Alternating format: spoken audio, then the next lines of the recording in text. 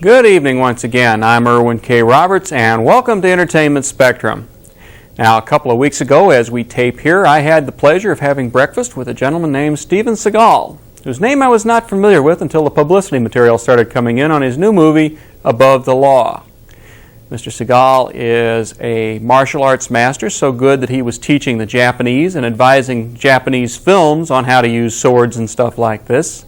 He's been in international security, and now he's getting into acting. But don't tell him he's making martial arts movies, or he will be very wroth with you in a polite sort of way. The gentleman served as producer, co-story writer, and star of Above the Law, which will be released about the time this show hits the cable waves. Steven Seagal had breakfast with a number of us of the press a couple of weeks ago. He was operating on about 3 hours of sleep, and it took us a while to get his heart jump started, and I don't blame him one bit. After breakfast, we sat down and chatted one-on-one for a couple of minutes, and we're going to take a look at that right now.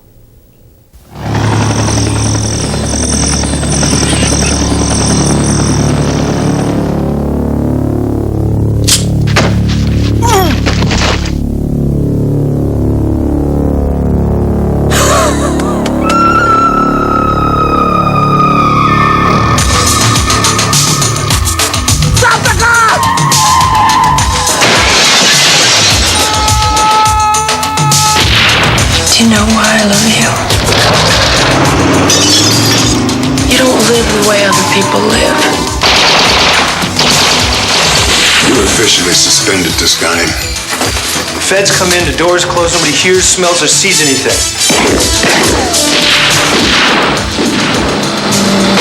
You just made number 4 on the most wanted list. I want to be number 1. You guys think you're above the law. You ain't above mine. I really feel like, believe it or not, even though most people think that film is a fantasy, for me, it was the greatest meeting of being able to get out there and reach people. And I don't know, this is my first time. I don't know if I'm going to reach anybody. And if I reach anybody, I don't know if, what the caliber, the kind of people that I'll reach or what they're going to do about it. But it's just my puny effort of trying to do the best I can, to reach somebody. Are you planning other films? Oh, yeah. In the capacity, both starring and co-writing and... I'd be happy to get out there and star in a film right now that I didn't have anything to do with if I could find something that I felt had something to say. To me, the most important thing in film is story. I don't care about the action. I think the action is easy, and I don't even care if there's action in it. I care about the story. It just so happens, if you forgive my honesty, that most of the films that I get offered, or most of the scripts that I read, I find lacking in one way or another, and that became the reason why I started writing. And one of the reasons why I like to produce is because the old adage about, if you want something right, do it yourself, and if it goes wrong, you have nobody to blame but yourself. I am not a megalomaniac that insists on control as much as I'm somebody that has a vision and knows how, he wants to do things. And thank you. And I think that at this point in time, if I have control, at least creative control, I can play a major role in getting it to be something like what I want it to be.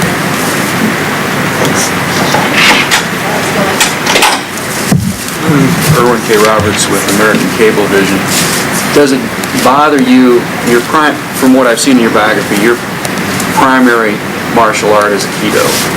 Does it bother you that most Americans don't know Aikido from aardvarks? No, as a matter of fact, I'm really pleased about that. That's one thing I'm very pleased about, because this is not a martial arts film for women at all. No, it isn't. And I detest being compared to martial artists because I don't think I have anything to do with any of them.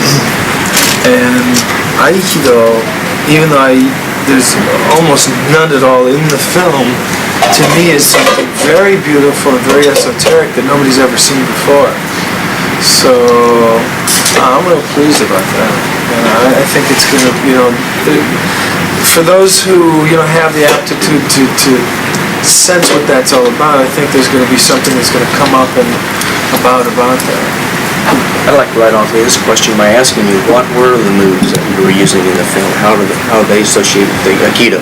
Well, basically most of the moves I use in the film have nothing to do with Aikido at all. They're very, very tough street moves that are very realistic. I tried to make this film completely and absolutely realistic in every way.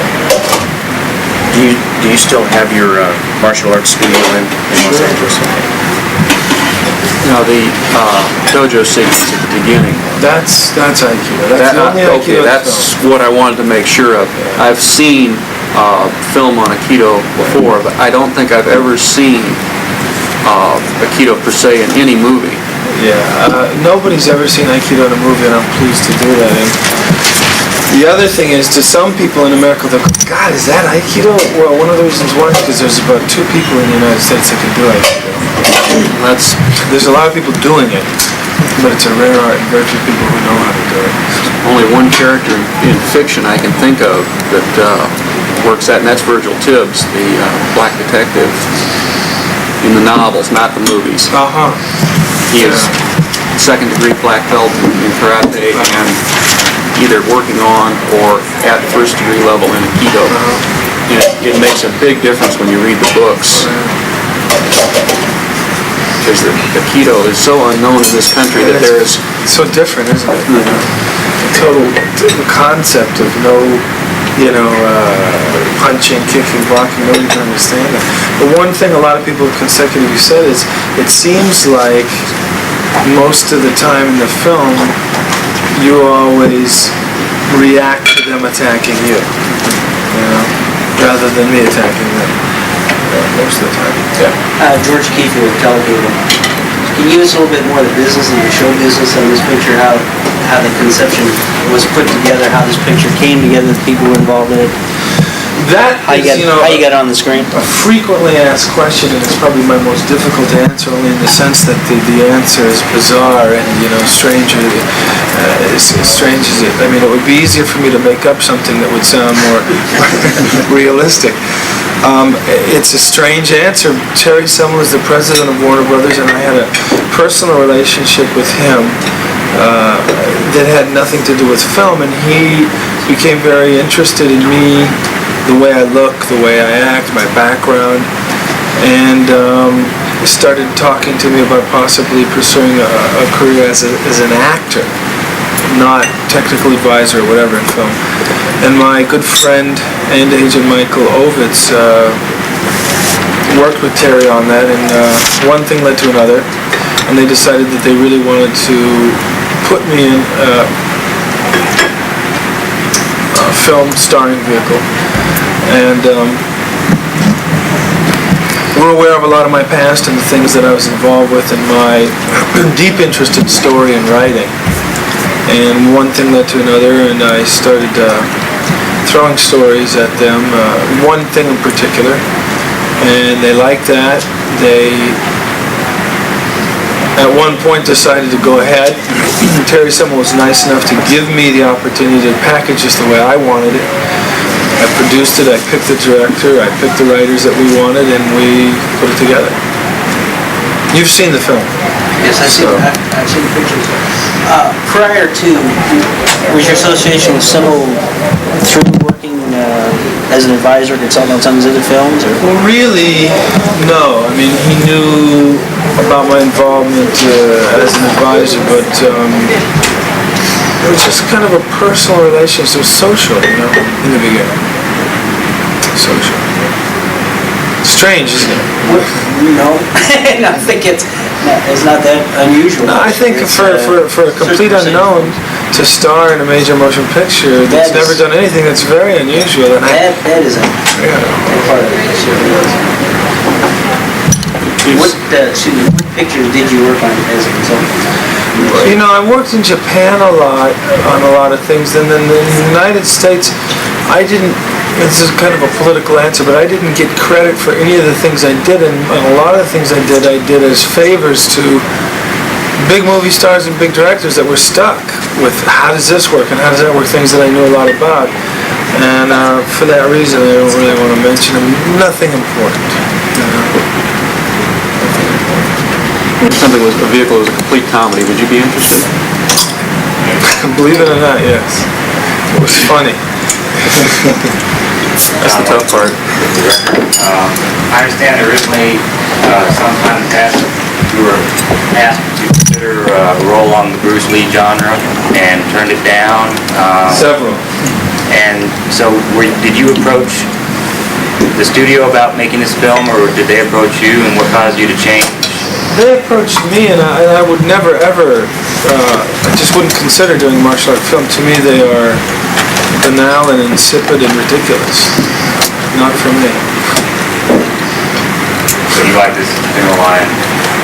I mean, you had a role in this movie, long storyline and everything, and it was more appealing, so you decided to take a big step and go into it? Yeah, anything that has real story in it, I'm interested. I want to do films that have a story that are about something that people care about. Do you think the story is realistic? I believe the action was very realistic. To me, scenes are well choreographed and everything. To me, the action is the least realistic part about it, and the action is pretty goddamn real.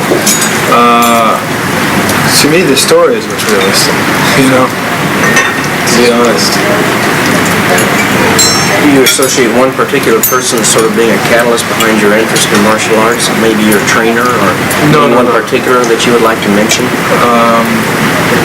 As a hero, or you wouldn't be able to spell his name if I told you. Okay. There are a couple of Japanese teachers that were very inspirational to me. Okay, we'll just leave it at that. Thank you. How long did it take you to achieve your 6th belt ranking? 6th degree ranking? Well, I've been doing martial arts for, believe it or not, almost 30 years. So a long time. I've been doing Aikido for almost 20 years. About 18 years. Steven, my name's Charles Caruso with the Sun newspapers. I have 2 questions. One is, how old are you? 37. 2 is, you never took an acting class before you made this film, did you? You should, if you're going to pursue different areas of acting. Listen, you tell me. You saw my performance. You think I need to go to acting school? All actors should be taking acting classes. Let me tell you a story. I've known a lot of the biggest directors and writers in the business for a long time, and most of the best directors I know have said, and I can just about quote, acting school and acting teachers will ruin more actors than they will make. And to me, and I have studied acting, and I will continue to study acting, which doesn't necessarily mean going to acting school, and I can elaborate on that if you don't understand what I mean, but to me, James Mason taught me more about acting than anybody else, and he said one thing that I think was really important. He said, you have to really, completely, and absolutely understand the role to become one with it. To me, the greatest actors don't act. They do not act. They just are the role. And that's what I try to do. And not that I think I'm a great actor, but I have not spent a lot of time on technique. And I think that the cerebral approach to technically acting are the people that I find very difficult to watch. And James was saying a lot of the people that he had acted with are people that had spent their lives growing up in acting schools and therefore had a very technical approach to the roles, and that he felt oftentimes that helped them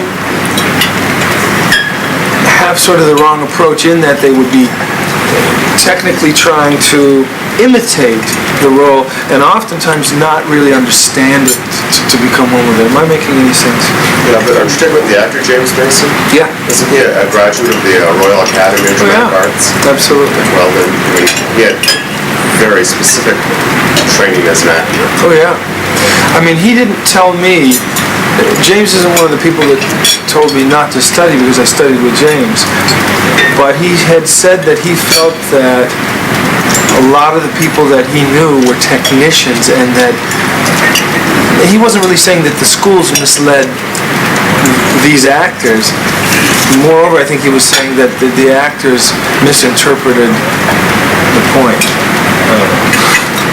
I understand what you're saying. I think that there's a difference between going to acting schools and taking acting training. I think anyone who's going to get in front of a camera or on the stage should know what they're doing. Oh, yeah.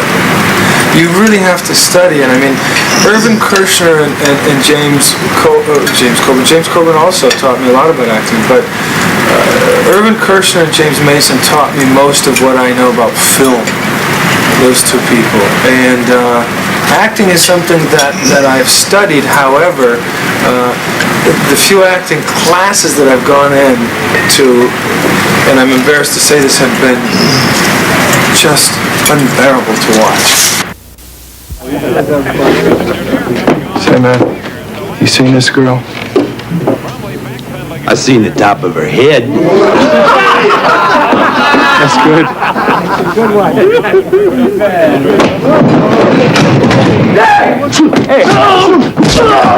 Hey!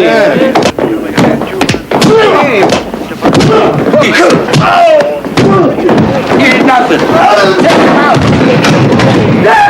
Freeze! Come on, man, not today, please. Put the gun away.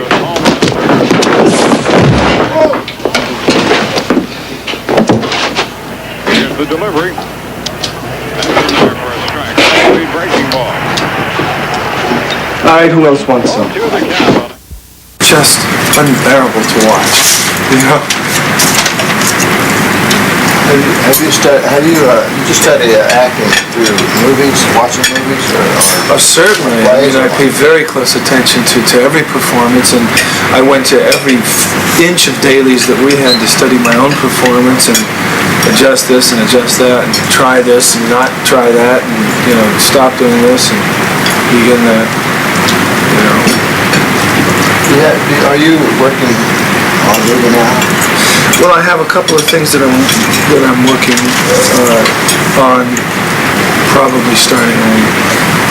Anything you want to talk about? There's something called Pandora that I have with Warner Brothers that I find very interesting that I wrote, or that I am writing or was writing before the strike.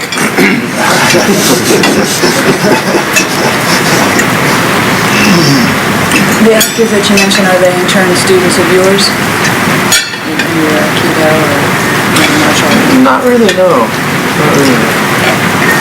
The image of James Mason in a gi in a dojo is a little... Yeah, far-fetched. Yeah. Perhaps James Coburn? Philosophical more than anything.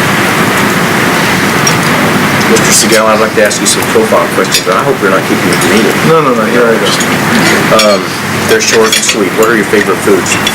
Foods? Mm-hmm. My favorite foods. I like fruit, vegetables. I like Italian food. You know, I eat Italian food when I'm at home every day. So you work off of pretty much a healthy diet and introducing into the carbohydrates from what Italian foods and sometime off. I try to. On this tour haven't been very good, but right. I'm trying to. How often do you get to work out? Or do you have a set workout period? Do you jog, etc.? Well, normally I work out about 2-3 hours a day. On this, in Japan I worked out 8 hours a day, but in America I try to get at least an hour in a day. And on this tour I've gotten in 0 a day. Can you pinpoint a certain time frame in your life at which you could title as the worst period of your life? worst period of my life. Was it in your childhood? Was it while you were living in the Orient? Or was it a time frame? Well, I mean, I had struggles? severe, severe problems in the Orient, and a lot of suffering and a tremendous amount of,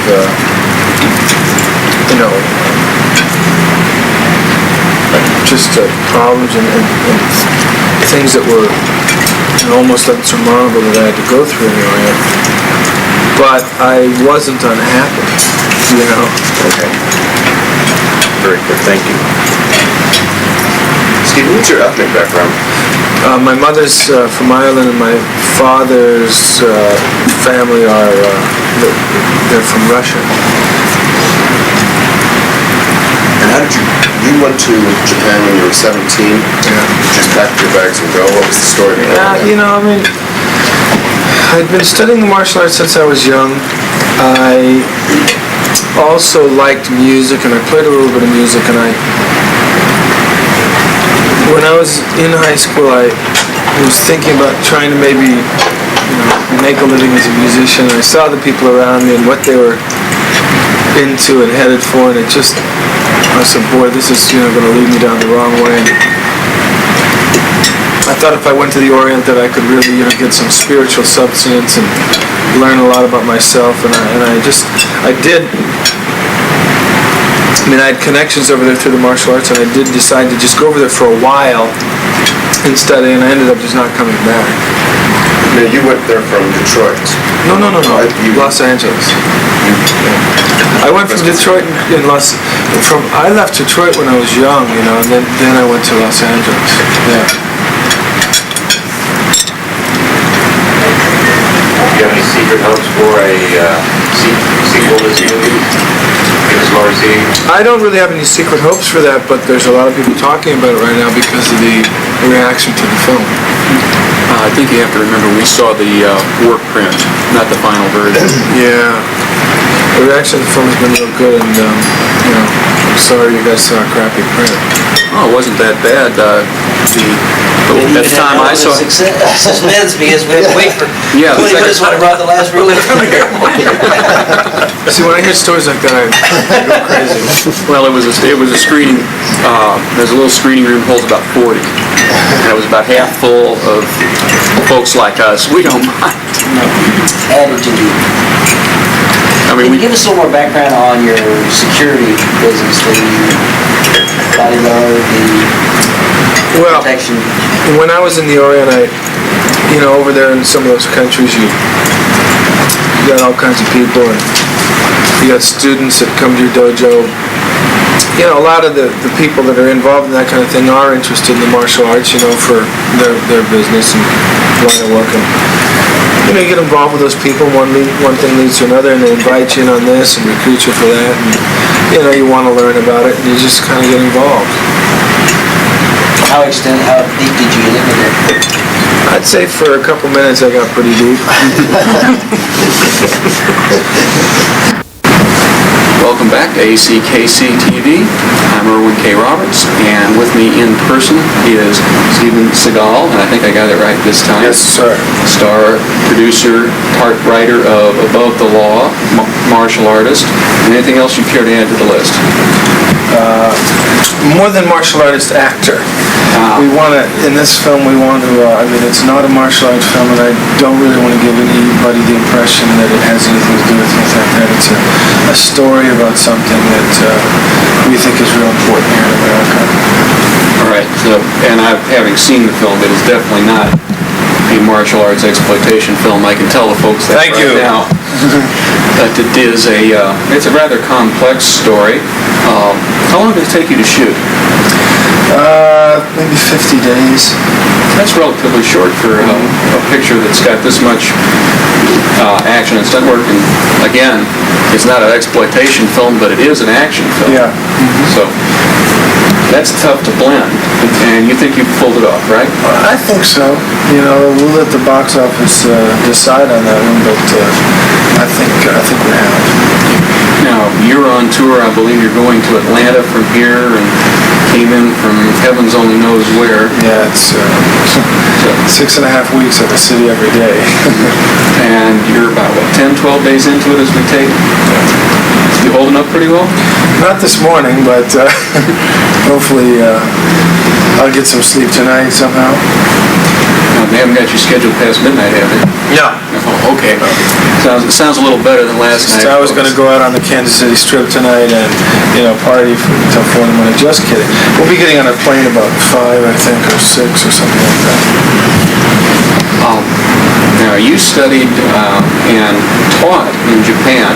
Did you run into a lot of prejudice being a Caucasian trying to teach martial arts over there? Well, I wouldn't like to alienate any of the Japanese audience by telling the truth, but yes, a great deal. But you were successful at it. Yeah. So can't argue with the results. That's right. Now, you've said that you want to pursue a career as an actor. What would you like to do in the future?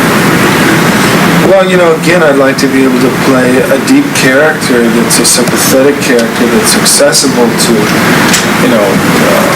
the people out there, and somebody that has a role in the picture that people really care about. I dislike cardboard characters, and I, long to be able to find those roles that are deep and sympathetic and interesting. You said you watched every inch of Daily Rushes. How would you evaluate yourself as an actor with your initial major film performance? It's a funny thing because by virtue of the way you cut something, you can really change a performance tremendously. And I've seen my performance change according to the cut in the different versions that we've cut it. Right now, we've cut it down. So that it's really short and you just see a lot of action, which isn't really the way I would have done it. I would have cut it more for story and character and acting performances. And I haven't really seen the last cut, although I've heard about it and it's even shorter. I think that my performance in this film is okay. Some of the things that were my favorite things are no longer in the film in terms of performances, but all the actors tell me that happens. They say, it happens every time. So I guess that's just kind of the way it is. You have to learn not to be a prima donna and to just, kind of look at the film as a whole rather than your individual performance. Thank you very much. Thank you. And I'm Erwin K. Roberts, and we'll be back on ACKC TV.